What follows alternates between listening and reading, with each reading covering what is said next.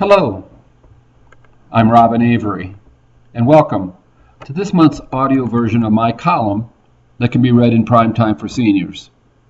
Primetime for Seniors is Denver's local and family-owned newspaper, serving our elders in Denver and the surrounding 13 counties. Welcome back by joining us here in the studio for this online version of Robin Avery's column in Primetime for Seniors. I'm a gerontologist whose passion is understanding and improving our aging process. Today we're continuing our look at optimal aging. In last month's column, titled Optimal Aging, I promised to take a deeper look at sublimation. This discussion of sublimation promises to be exciting and, I believe, long overdue. However, as wonderful an idea or notion sublimation is, it requires a short introduction. I'm so happy to be bringing this to you in an audio version. An audio version lends itself to a much better presentation than the printed column, and I hope you'll agree after listening today. So, if we recall, in our first audio column on optimal aging, we visited Freudian theory and discussed coping mechanisms, referred to as defense mechanisms by Freud and his daughter Anna. And you may also recall there are a number of negative coping mechanisms. In general, I like sticking to positive visions and discussing skillful ways we can age. So for today's column, and most likely most future columns, we're going to be focusing on optimal aging through the use of positive, adaptive coping mechanisms. Before we start, allow me to express my excitement in bringing this material on healthy aging to you. When I came upon this inspiration, it came with me recognizing and appreciating the many and varied topics that can contribute and shed light on this topic of aging and life stage development. The source materials that were popping up included philosophy, literature, popular movies, music, song, history, biographies, art, archaeology, genealogy, medicine, ethics, just to name a few. But enough of the introduction. We're here to talk about sublimation, so let's get started. People ask me to tell more of my own life story in my columns, so I'm going to start with a little personal story from my youth. I grew up in a number of foster families, one in a small town in northern Wisconsin, where our main source of fuel to stay warm during some very long and very cold winters was wood. Little did I know that when I was venting my youthful anger at the woodpile, chopping, splitting, and stacking firewood for winter, that I was participating in what many, including Sigmund Freud and his daughter Anna, believed to be the most useful and constructive emotional coping defense mechanism around, called sublimation. We got so good at chopping wood, we had toothpick splitting contests. Seriously. Basic and widely accepted Freudian psychological theory states that human beings are driven by tension, called anxiety, rooted in deep fears. And with the three parts of ourself, the classic Freudian trilogy of id, ego, and superego, we work to lessen this tension, this ever-present anxiety. The ego makes behavioral decisions, and behaviors have consequences. Now the ego is tempted, the self is tempted by the lower pleasure-driven impulses of sex and aggression, the id, which competes with our ideals and morals, upper self called the superego. These defense coping mechanisms assist us, our ego, in handling conflicts between the id and the superego. Now, we may not be aware of these defense mechanisms, but they have a way of distorting, transforming or not, and even falsifying reality to lessen anxiety and tension. Sometimes referred to by psychologists and psychiatrists as transference, they fall into four basic types. Now, I want to focus on the positive defense coping mechanisms.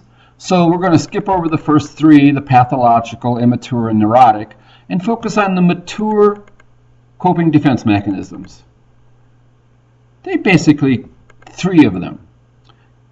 Sublimation, which is taking a negative emotion and turning it into a healthy action. Altruism, finding ways to provide and give to others, serve others. And humor, considered one of the most well-adjusted of all defense mechanisms. But don't tell a comedian that. Sublimation reminds me of the medieval alchemist, attempting to transform lead into gold. In fact, that's the origin of the word. In chemistry, sublimation describes the process by which a solid turns into a gas, skipping entirely the liquid phase.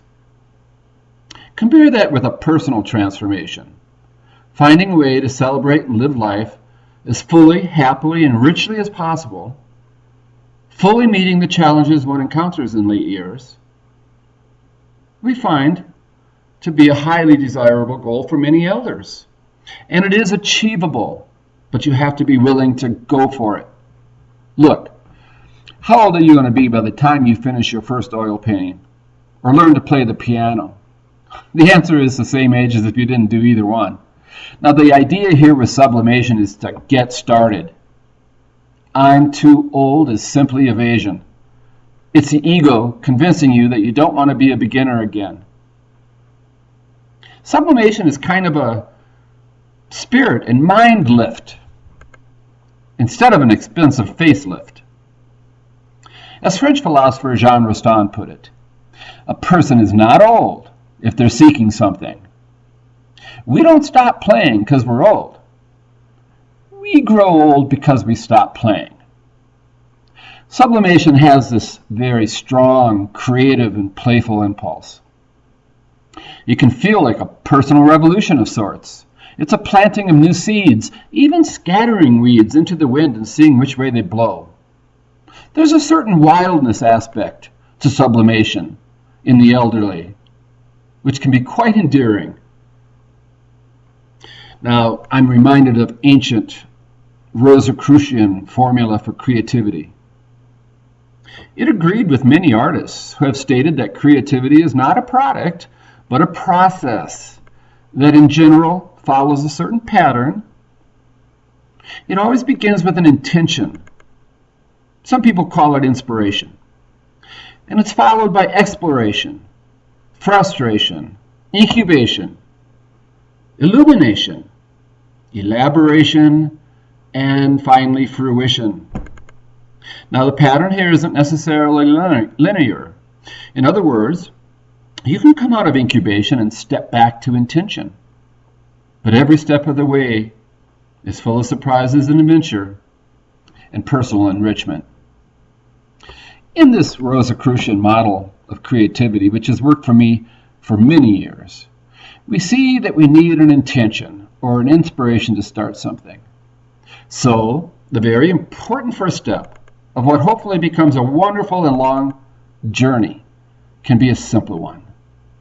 Simply writing down the inclinations, the longings, and activities that perhaps you've put off too long, and now turn them into action. These intentions or inspirations can come from anywhere.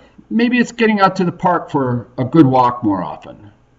Maybe it's taking cooking classes or finding socially fun ways to meet more people like a dance instruction floor, learning to draw, poetry performance, or starting a life review writing project. All of these provide building blocks for optimal aging through sublimation. Some wag once said, creativity is like English ivy. With just a little attention, it grows and grows. And I believe that. But to muster the passion, the energy, and desire to grow, to avoid the affliction of stagnation and resignation, we all need a sense of health and personal wellness, the ability to rouse your spirit. I believe this is the essence of the spirituality of aging. Julian Cameron, author of The Artist's Way, a wonderful book, described it like this: opening our souls to what must be made, we meet our Maker. I love that line.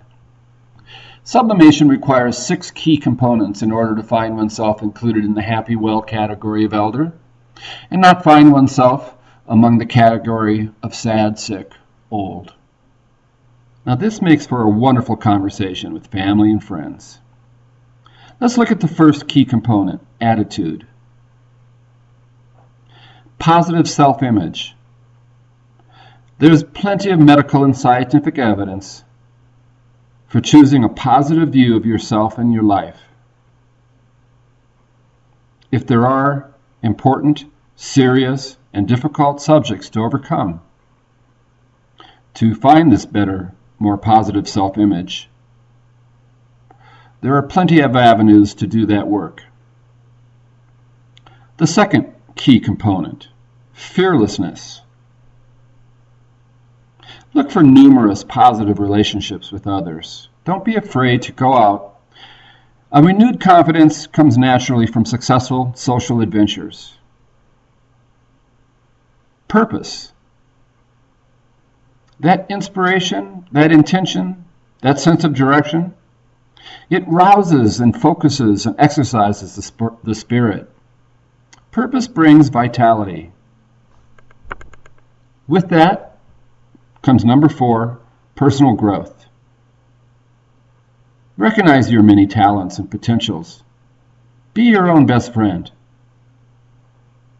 Then there's autonomy. Stand up for yourself. Make those choices in your life that may go against conventional wisdom, but that enrich your time. And then finally, common sense. It's a joy to manage life and your immediate environment in ways that satisfy and meets one's needs. In our next column, we're going to take a further look at the Harvard study's findings of how the happy well age. Please make sure to return next month as we explore that wonderful phase of life called generativity.